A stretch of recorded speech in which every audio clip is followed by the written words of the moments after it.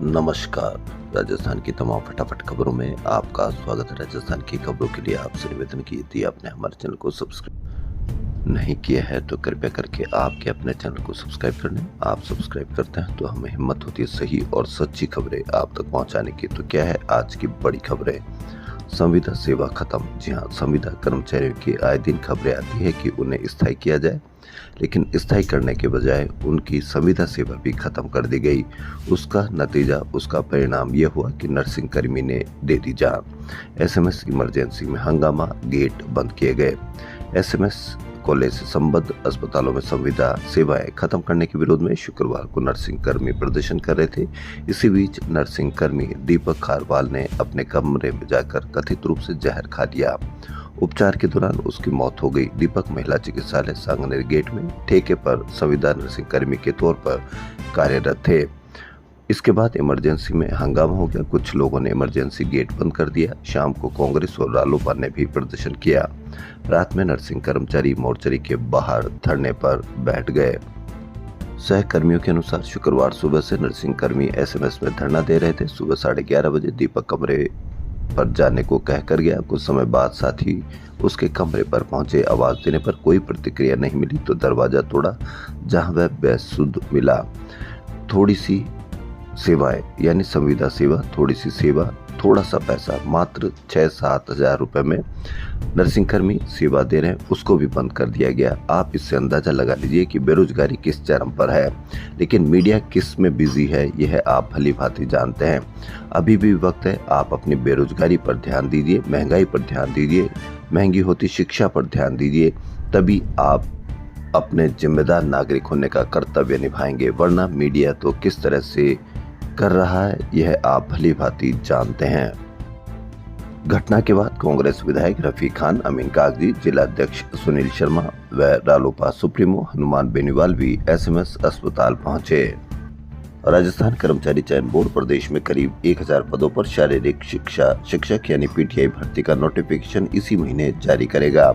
इस महीने जारी नहीं करे तो आप अवश्य, यदि आप बेरोजगार हैं तो आप शिकायत कीजिए, 181 पर शिकायत कीजिए, ताकि सरकार को पता लग सके कि जो खबर दी है वह सरकार आम जनता तक, आम बेरोजगार तक पहुंच गई है।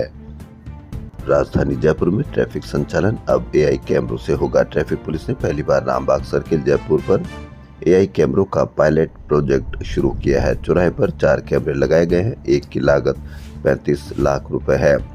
यह कैमरे चौराहे पर केवल वाहनों की आवाजाही ही नहीं देखेंगे, बल्कि ट्रैफिक घनत्व, वाहनों की संख्या, लेन अनुशासन और नियमों के उल्लंघन की भी पहचान करेंगे।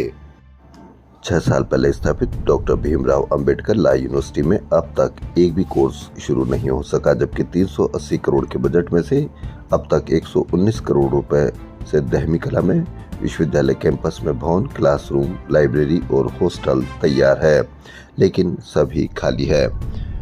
380 करोड़ के विश्वविद्यालय, न कोर्स न फैकल्टी। 3 साल पहले एलएलएम भी बंद, भवन, क्लासरूम, हॉस्टल सभी खाली। लेकिन 181 पर आप यदि शिकायत करते तो अवश्य इस पर कोई कार्रवाई होती। राजस्थान में संस्थागत प्रसव, रेफरल व मॉनिटरिंग सिस्टम, टीकाकरण, पोषण और जननी शिशु सुरक्षा कार्यक्रमों के प्रभाव से शिशु मृत्यु दर में कमी दर्ज की गई है। जी हां, 5 साल में 35 से 28 मुफ्त दवा जांच व टीकाकरण का असर।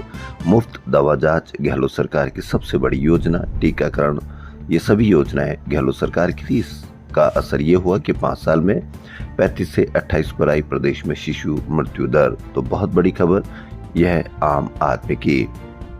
शुद्ध आहार मिलावट पर वार अभियान के तहत खाद्य सुरक्षा विभाग ने शुक्रवार को मोहाना मंडी में कार्रवाई की। सीएमएचओ जयपुर द्वितीय की फूड सेफ्टी टीम ने मोहाना मंडी स्थित मैसर्स कमल एंड कंपनी पर औचक निरीक्षण किया। इस दौरान टीम ने मैसर्स गोयल ऑयल उद्योग द्वारा सप्लाई किए जा रहे टैगोर और विधि ब्रांड के सरसों में मिलावट का अंदेशा होने पर कुल 3640 किलो तेल सीज किया गया। जी हां, 3640 किलो तेल, यानी वह 3640 परिवारों में जाएगा। मिलावट का अंदेशा है तो 3640 परिवारों पर कितना असर होगा। लेकिन मीडिया जबरदस्त तरीके से कहीं और आपको उलझाए हुए, भ्रमित किए हुए है। अभी भी वक्त है कि आप असली उन खबरों को देखिए जो खबरें आप पर असर करती है, आपके परिवार पर असर करती है। सीएमएचओ डॉक्टर मनीष मित्तल ने बताया कि निरीक्षण के दौरान तेल के रंग और खुशबू संदिग्ध पाए गए। कार्रवाई के दौरान टैगोर ब्रांड के 90 टिन और विभिन्न आकार के जार के अलावा विधि ब्रांड के 22 टिन और अन्य जार सीज किए गए। पीबीएम अस्पताल के आईसीयू में भर्ती एक और प्रसूता शारदा की आंखों की रोशनी चली गई। किडनी फेल होने के साथ उसकी हालत लगातार बिगड़ती जा रही है और उसे वेंटिलेटर पर रखा गया है।